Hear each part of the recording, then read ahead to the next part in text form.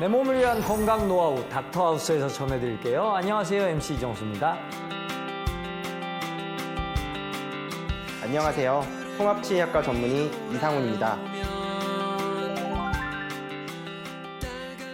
아주 젊으신 선생님 오셨습니다. 오늘 주제 뭔가요?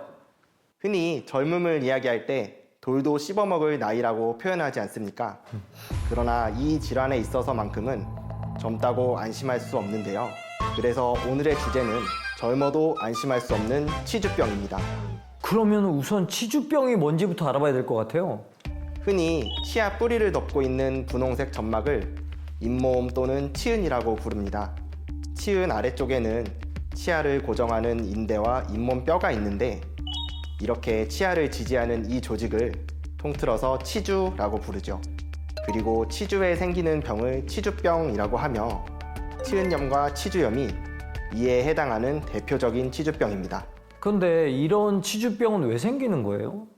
치주병의 주요 원인은 치태와 치석입니다. 치태는 세균이 치아 표면에 붙어서 만든 덩어리이며 치석은 이 치태가 딱딱하게 굳은 것인데요. 주로 양치가 잘 되지 않았을 때 생깁니다. 또 담배도 영향을 줄 수 있는데요. 통상적으로 흡연자는 비흡연자보다 치주병에 걸릴 위험이 훨씬 높습니다. 이외에도 비타민C가 심하게 부족하거나 당뇨병, 후천성 면역 결핍증을 앓고 있는 사람도 치주병이 발병할 위험이 크고요. 사춘기 청소년이나 임산부는 호르몬의 균형이 깨질 때 염증이 생기며 치주병이 생길 수가 있습니다. 그러면 어떤 증상들이 나타나는지도 알고 싶어요. 치태와 치석에 세균이나 세균의 부산물이 치은과 만나서 염증 반응을 일으키면 치은염이 시작됩니다. 잇몸색이 변하면서 빨갛게 붓고 출혈이 발생하며 입냄새가 심해지기도 하죠. 구강의 위생 상태가 나쁘고 치은염이 자주 재발하면서 염증이 점막을 넘어 뼈까지 진행할 때 치주염이 되는데요. 잇몸에 고름이 잡히거나 치아를 고정하고 있는 뼈가 녹기도 합니다. 치아 뿌리가 드러나거나 치아가 흔들리고 밀려나기도 하죠. 그러다 결국 치아를 발치해야 될 수도 있습니다.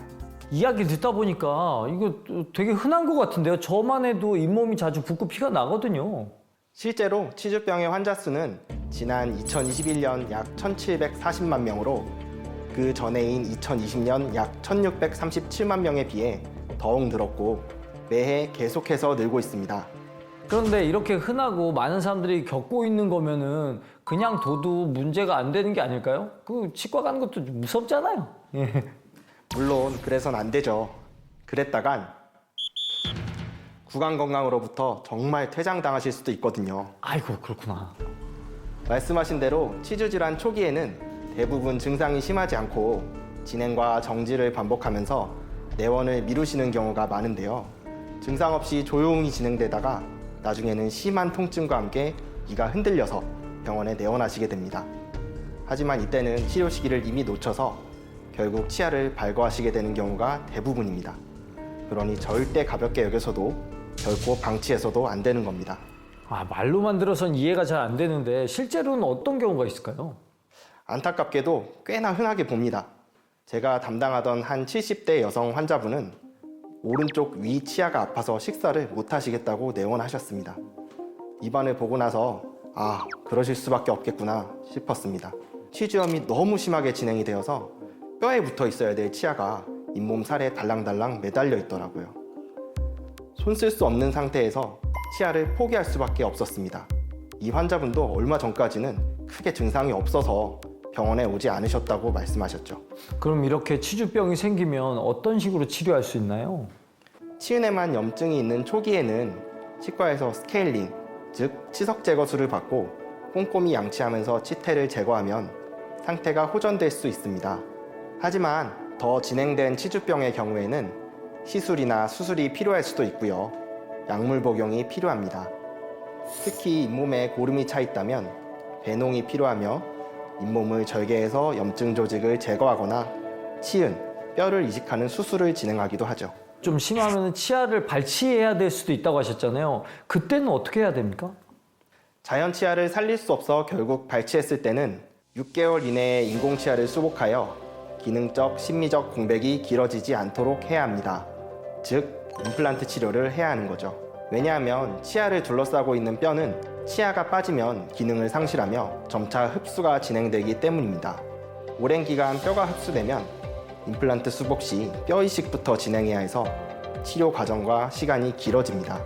또 발치한 주변의 치아들이 치아가 없는 공간으로 움직이게 되어 주변 치아까지 치료해야 하는 복잡한 상황이 생길 수도 있어요.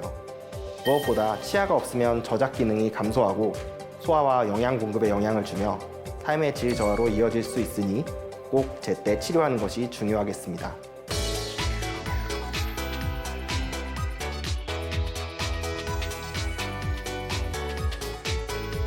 자, 오늘 치주염에 대한 정체, 예방법, 치료법까지 알려주신 이상훈 선생님 고맙습니다.